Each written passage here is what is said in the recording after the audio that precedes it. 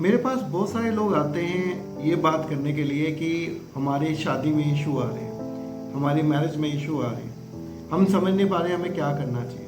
मैं उनसे अक्सर पूछता हूँ कि भाई ऐसा क्या हुआ कि आपको लग रहा है कि अब मैरिज आपके आगे बन नहीं पा रही, सक्सेसफुल नहीं हो पा रही, ऐसा क्या रीज़न है? वो कहते हैं वो समझते ही नहीं हमें। तो मैं उनसे क्वेश्चन पूछता होता हूँ, क्या आप समझाने की कोशिश करते हैं?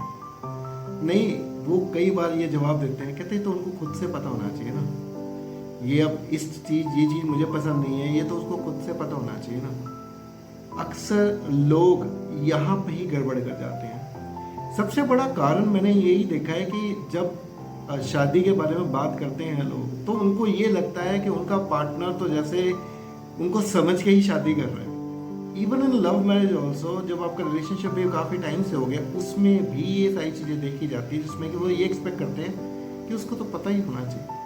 अरे भाई, कैसे पता लगेगा जब तक आप बताएंगे नहीं?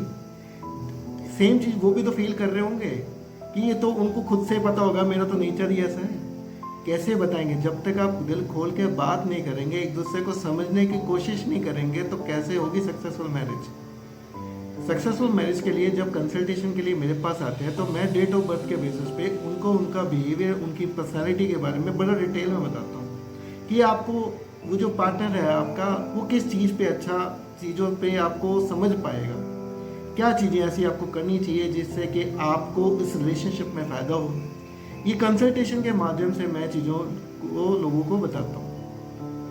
अक्सर लोग मुझसे ये भी पूछने आते हैं कि सर, रिलेशनशिप तो हमारा चल रहा है, शादी करनी चाहिए क्या? कई बार इसलिए भी आ जाते हैं कि शायद शादी तो हो गई है पर रिलेशनशिप भी डेवलप नहीं हो पा रहा, हम लोग आज भी एक दूसरे के लिए अजनबी हैं, समझ में नहीं आ रहा क्या किया जाए। अरे क्या किया जाए? पहले बातचीत तो शुरू करो। बातचीत नहीं शुरू कर पा रहे तो एक दूसरे को समझने की कोशिश करो। डर लग रहा है तो मेरे से बात करो, कंसल्टेशन लो, जिसमें कि मैं आपको उन सामने वाले इंसान की डेट ऑफ बर्थ के बारे में बता के आपको बताऊंगा कि वो किस तरह के पर्सनालिटी के मालिक है।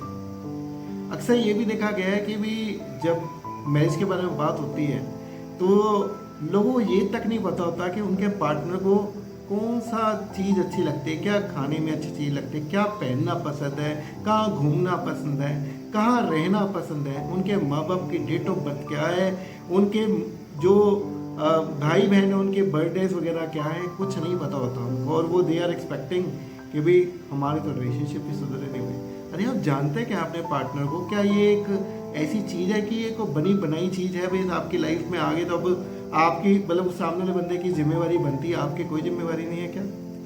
आपकी भी उतनी ही जिम्मेवारी है। और अगर आप अपना आपको जिम्मेवार बनाएंगे तो इस लाइफ में जो मैरिज आपकी ज़िंदगी में चल रही है, बहुत आखिर तक, जब तक आप इस धरती पर हैं तब तक वो साथ देंगे आपका एज अ पार्टनर।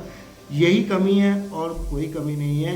अगर आप इस चीज़ को ठीक करना चाहते हैं तो आज ही मुझसे कंसल्ट करिए, मैं आपकी हेल्प करूंगा। मैं आपको बताऊंगा कि आपके दोनों के रिलेशनशिप को कैसे सुधारा जाए। आप दोनों मिलकर मेरे से कंसल्टेशन ले सकते हैं और आगे ज़िंदगी को सुधार सकते हैं।